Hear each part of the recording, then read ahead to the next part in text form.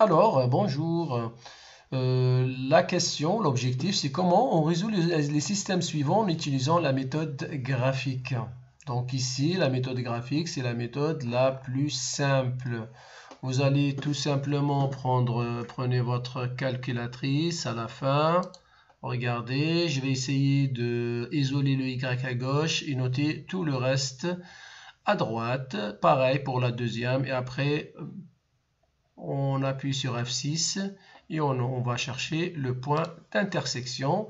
À la fin, je prends un exemple. Donc, sur votre calculatrice, le but, c'est de trouver le point d'intersection ici et vous allez lire le X et le Y.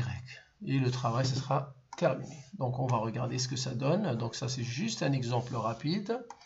Alors, je vais essayer de isoler le but Y pour le moment. Donc j'ai le moins 3y qui est déjà à gauche. Et le reste, le 4, il est à droite, il n'y a rien qui change. Le 5x, il devient moins 5x. Très bien. La deuxième, le y, il est là à gauche. Le reste, 5. Voilà, 3x, moins 3x. Très bien, mais je regarde jusque-là. Je n'ai pas encore y égale quelque chose, j'ai moins 3y. Pour la deuxième, c'est déjà terminé. Donc, je vais travailler un petit peu. Voilà la première. Donc, moi, je cherche y égale. Donc, 4 divisé par moins 3, c'est moins 4 sur 3. Moins 5x sur moins 3. Moins sur moins, c'est plus. Donc, plus 5 sur 3x. Voilà. Donc la première, attention, j'avais moins 3 ici, j'ai divisé par moins 3 et j'ai divisé par moins 3. Après, la deuxième équation, elle est déjà faite. 5 moins 3x. Voilà, très bien. Maintenant, les deux équations elles sont déjà prêtes. Je prends ma calculatrice correctement et je vais noter la première équation. Donc on a dit que la première équation, c'était quoi? Je vais ouvrir ma parenthèse. Donc, moins 4 divisé par 3. Je ferme la parenthèse.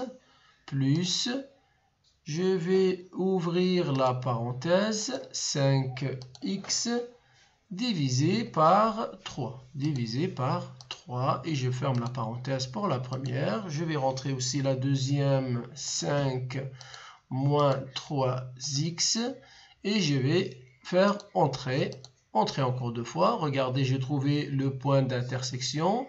Je vais faire Shift, 2 fois F5 et j'ai la solution. Donc x environ 1,36 et y 0,93. Donc, je vais noter ici dans le rectangle réponse, donc les solution x, y sont, donc c'était 1,36 environ, point virgule, 0,93. Voilà.